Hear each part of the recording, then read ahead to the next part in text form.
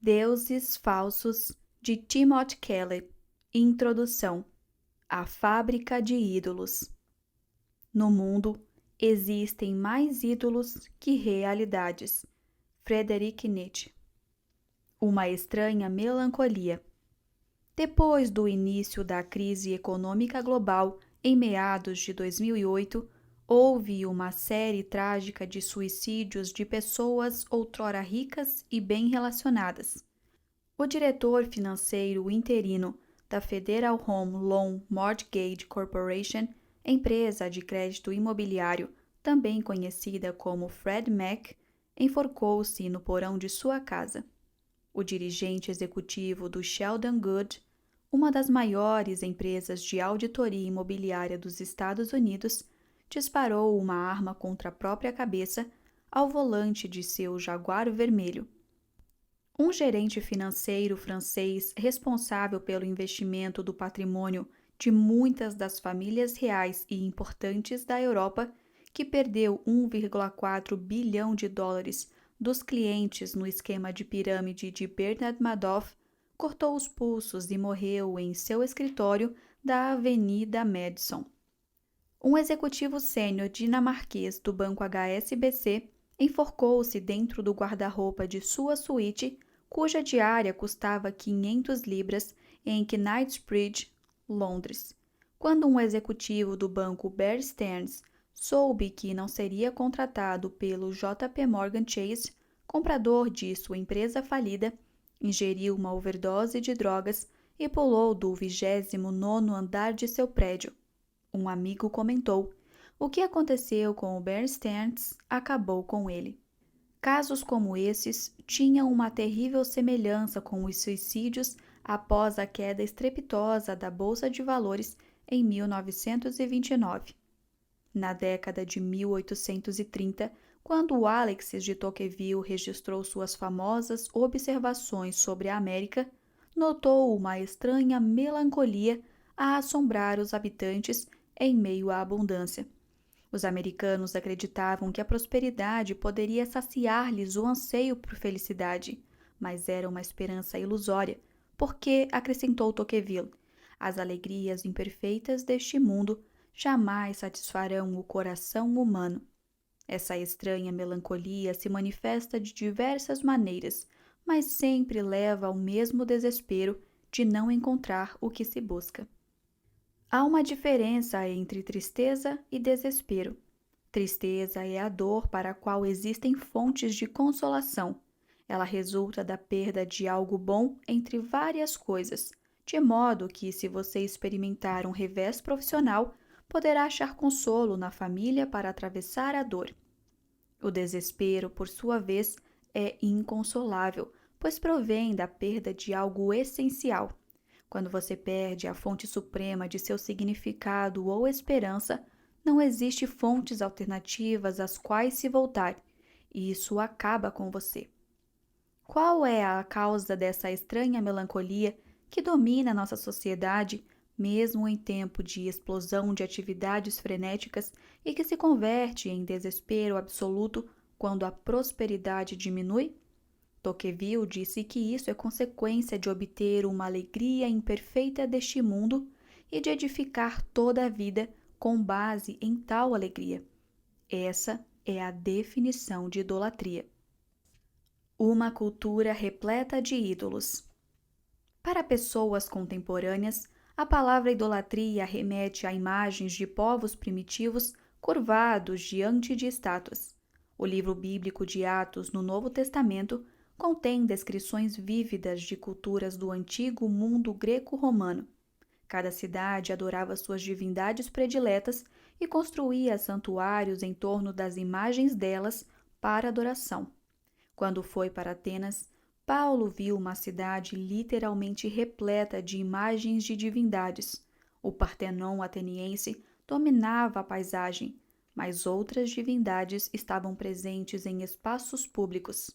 Havia Afrodite, a deusa da beleza; Ares, o deus da guerra; Artemis, a deusa da fertilidade e da prosperidade; Hefesto, o deus da arte. Nossa sociedade contemporânea não difere muito dessas antigas. Cada cultura é dominada por um conjunto próprio de ídolos. Cada uma tem o seu sacerdócio, seus totens e rituais. Cada uma tem seus santuários, sejam torres de escritórios, sejam spas e academias de ginásticas, sejam estúdios, sejam estádios, onde sacrifícios devem ser oferecidos com o intuito de alcançar as bênçãos de uma boa vida e evitar desastres. O que são os deuses da beleza, do poder, do dinheiro e da realização, senão as mesmas coisas que assumiram dimensões míticas em nossa vida individual e em nossa sociedade? Talvez não dobremos os joelhos diante da estátua de Afrodite, mas muitas jovens hoje entram em depressão e enfrentam transtornos alimentares por causa de uma preocupação obsessiva com a imagem corporal. Podemos não queimar incenso a Ártemis, mas quando o dinheiro e a carreira profissional são elevados a proporções cósmicas, realizamos uma espécie de sacrifício de crianças, negligenciando a família e a comunidade para alcançar posição mais elevada nos negócios e obter mais riqueza e prestígio. Depois que Eliot Spitzer, governador de Nova York, destruiu a carreira por seu envolvimento em um prostíbulo de luxo, David Brooks observou que nossa cultura tem produzido uma categoria de grandes empreendedores com sério desequilíbrio relacionado à posição que ocupam. Eles têm habilidades sociais para relacionamentos verticais, para melhorar sua posição diante de mentores e chefes, mas nenhuma habilidade para criar laços em relacionamentos horizontais com cônjuges, amigos e família. Inúmeros candidatos à presidência dizem concorrer para defender a família, embora passem a vida inteira correndo atrás de campanha, longe da própria família. À medida que os anos passam, chegam à constatação enfadonha de que a grandiosidade que atingiram não basta e que se sentem solitários. Muitos de seus filhos e cônjuges estão distantes deles. Assim, esses líderes buscam curar a ferida, envolvem-se em casos amorosos ou tomam outras medidas desesperadas para remediar o vazio interior. Então, ocorre a desintegração da família ou o escândalo, ou ambos. Eles sacrificaram tudo ao Deus do sucesso, mas não foi suficiente.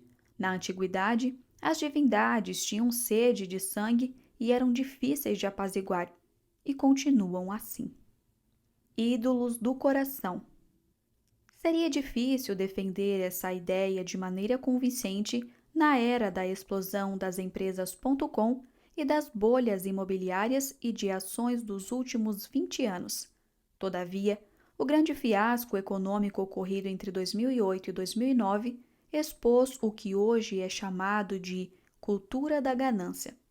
Muito tempo atrás, Paulo escreveu que a ganância não era um mau comportamento apenas. Ganância é idolatria, escreveu ele.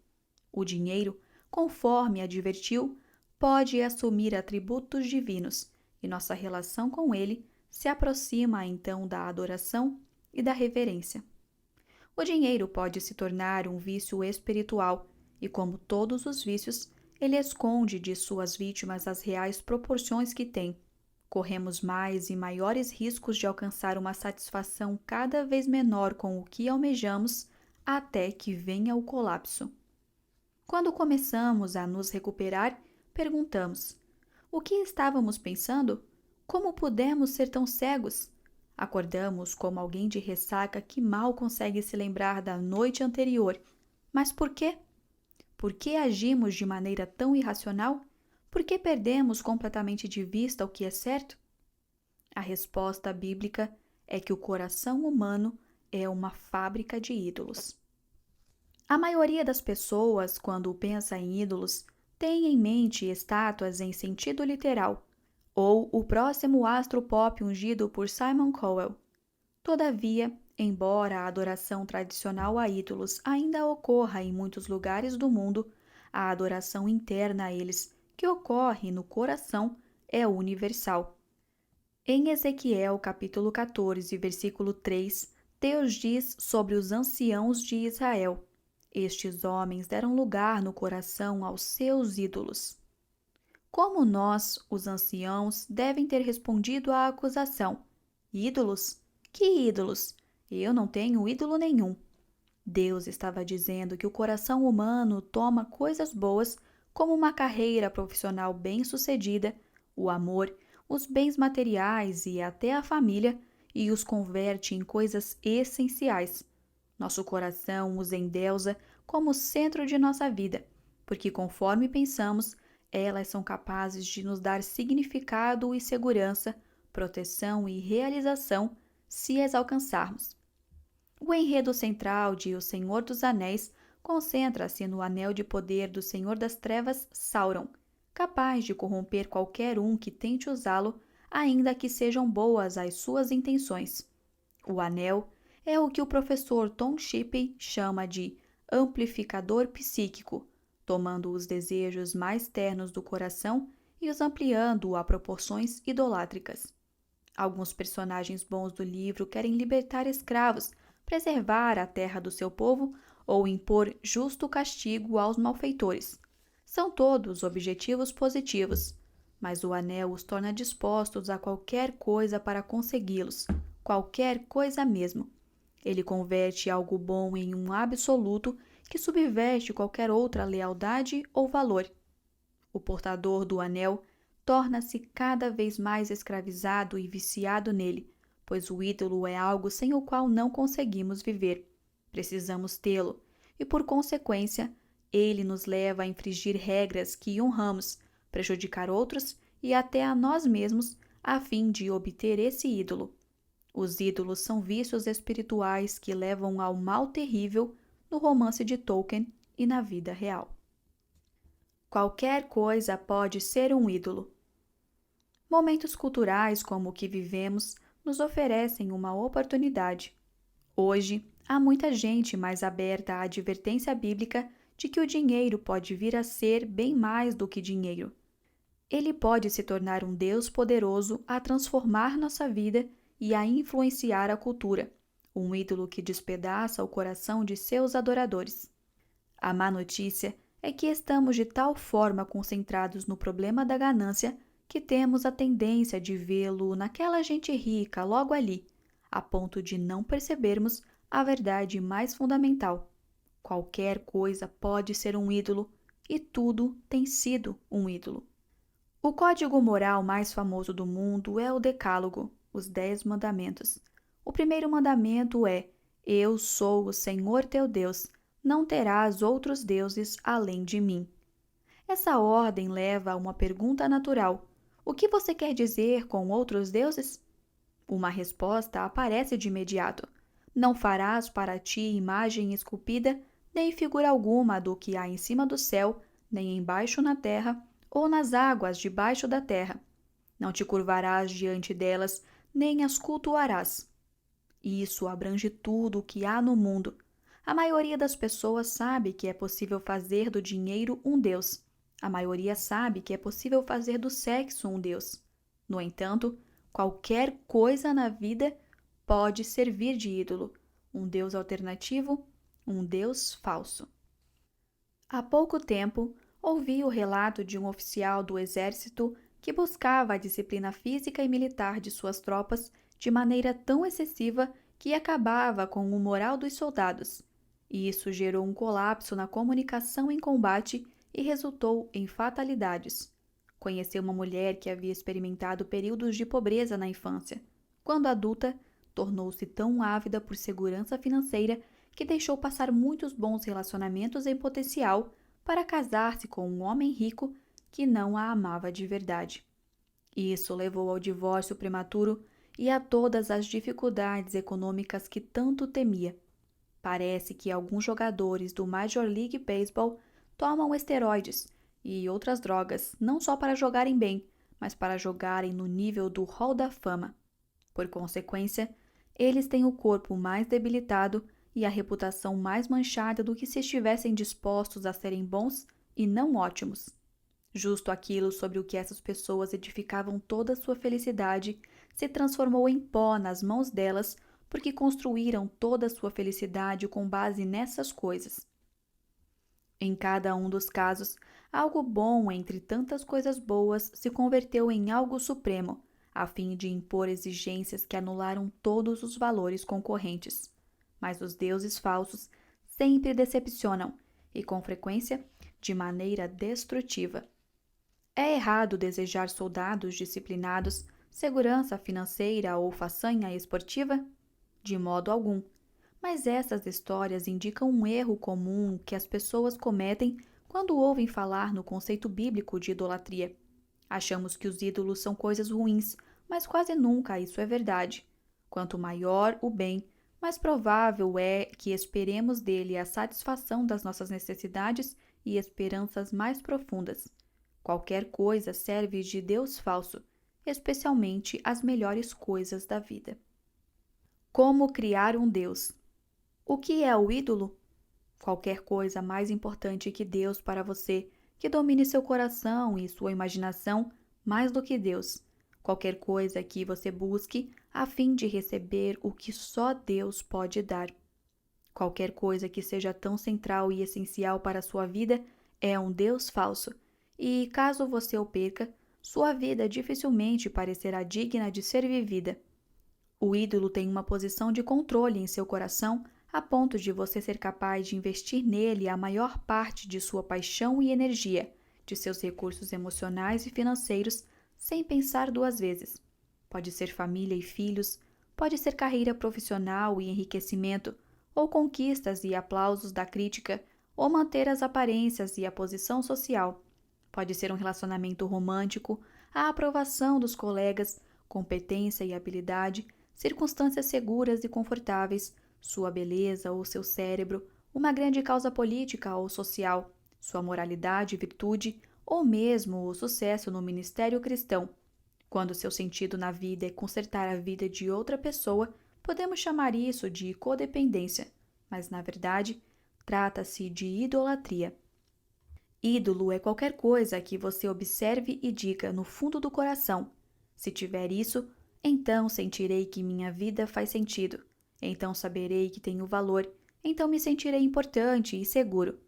Há muitas maneiras de escrever esse tipo de relacionamento com algo específico, mas talvez a melhor seja a adoração.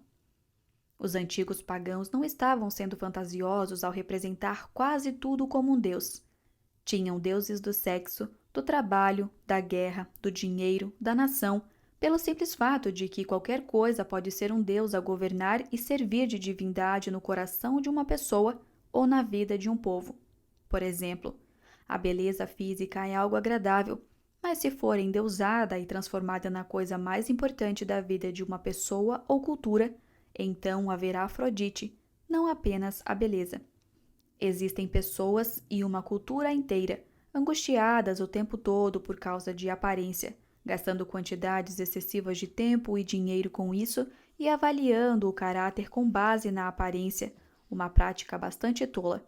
Se qualquer coisa torna-se mais fundamental do que Deus para a sua felicidade, sentido na vida e identidade, então essa coisa é um ídolo. O conceito bíblico de idolatria é uma ideia extremamente sofisticada, integrando as categorias intelectual, psicológica, social, cultural e espiritual. Há ídolos pessoais como o amor romântico e a família, ou o dinheiro, o poder e a conquista, ou o acesso a determinados círculos sociais, ou a dependência emocional de outras pessoas em relação a você, ou a saúde, o preparo físico e a beleza física. Muitos se voltam para essas coisas em busca da esperança, do sentido e da realização que só Deus pode dar. Há ídolos culturais como o poder militar, o progresso tecnológico e a prosperidade econômica. Os ídolos das sociedades tradicionais envolvem família, trabalho duro, obrigações e virtude moral, ao passo que nas culturas ocidentais eles são a liberdade individual, o autoconhecimento, a riqueza pessoal e a realização. Todas essas coisas boas podem adquirir dimensão e força desproporcionais na sociedade, e de fato é o que acontece. Prometem-nos segurança, paz e felicidade, desde que nossa vida se fundamente nelas. Também pode haver ídolos intelectuais, com frequência chamados de ideologias. Por exemplo, os intelectuais europeus do fim do século XIX e início do século XX tornaram-se convencidos, em grande medida, acerca da visão de Rousseau da bondade inata à natureza humana e de que todos os nossos problemas sociais eram o resultado de educação e socialização deficientes. A Segunda Guerra Mundial destruiu essa ilusão.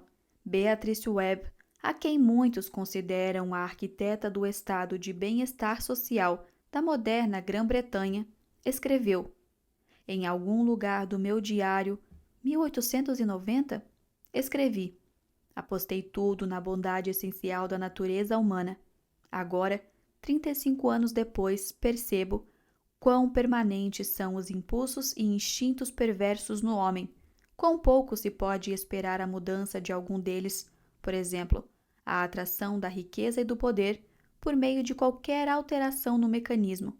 Não há quantidade de conhecimento ou ciência que seja útil, a menos que sejamos capazes de refrear o impulso ruim.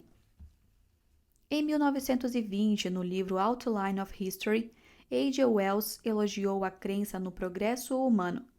Em 1933, em The Shape of Things to Come, assustado com o egoísmo e a violência das nações europeias, Wells acredita que a única esperança era os intelectuais assumirem o controle e implementarem um programa educacional compulsório, enfatizando a paz, a justiça e a equidade.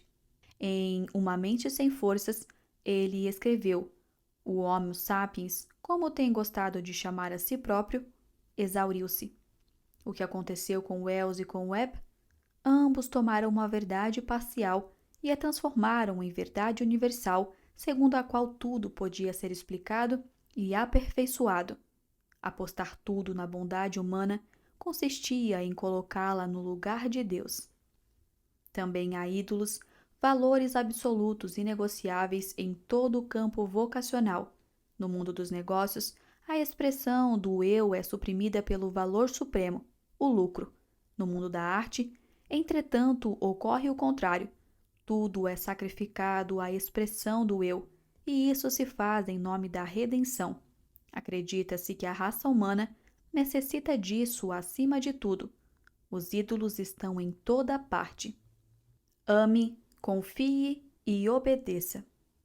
A Bíblia usa 3 metáforas básicas para descrever como as pessoas se relacionam com os ídolos em seu coração. Elas amam os ídolos, confiam neles e lhes obedecem. As Escrituras às vezes falam de ídolos usando uma metáfora conjugal.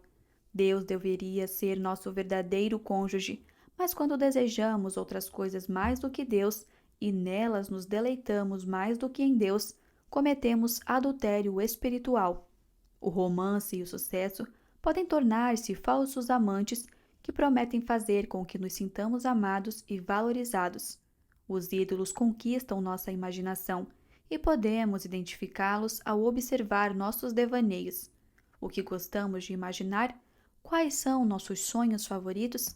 Voltamo-nos para nossos ídolos para que nos amem, deem-nos valor e um senso de beleza, importância e mérito.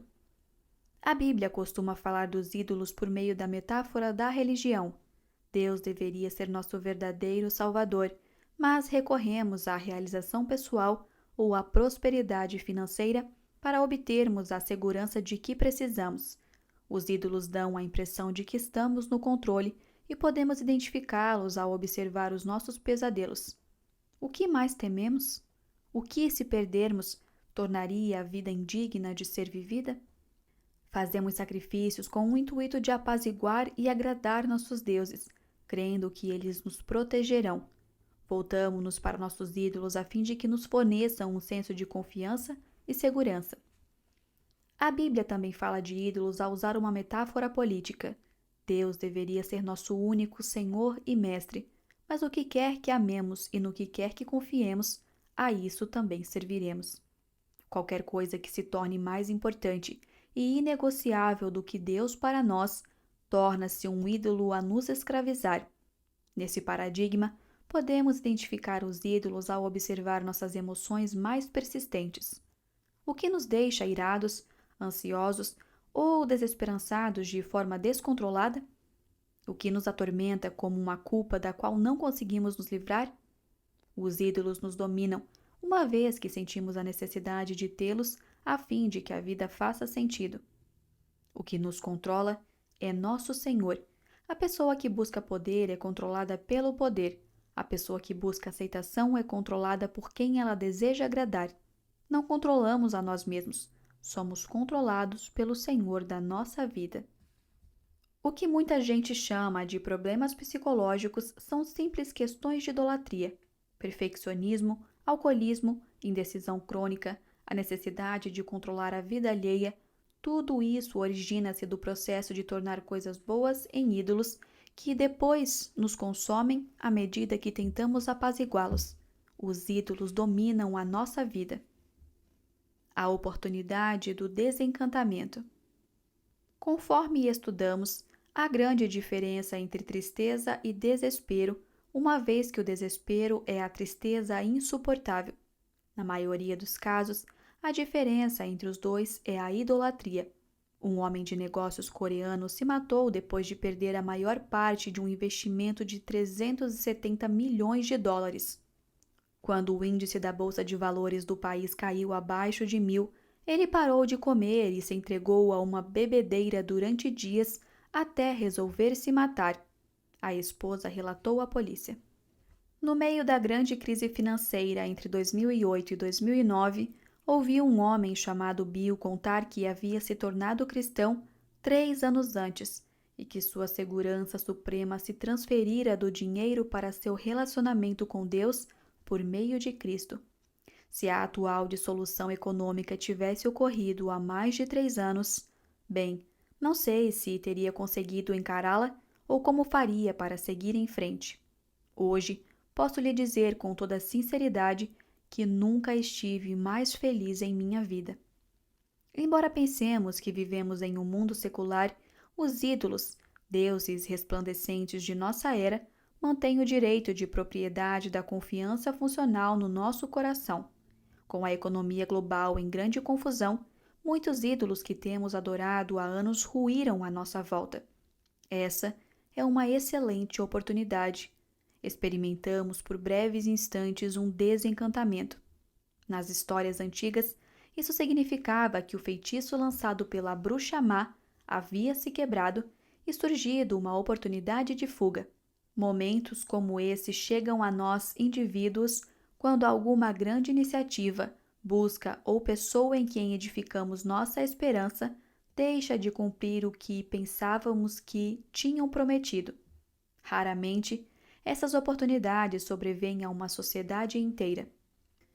O caminho a seguir para superar o desespero consiste em discernir os ídolos do nosso coração e da nossa cultura. Mas isso não será o suficiente. O único modo de nos libertarmos da influência destrutiva dos deuses falsos é nos voltarmos para o Deus verdadeiro, o Deus vivo, que se revelou tanto no Monte Sinai quanto na cruz. É o único Senhor que, quando o encontrado, pode de fato satisfazê-lo, e caso você falhe, ele pode de fato lhe perdoar.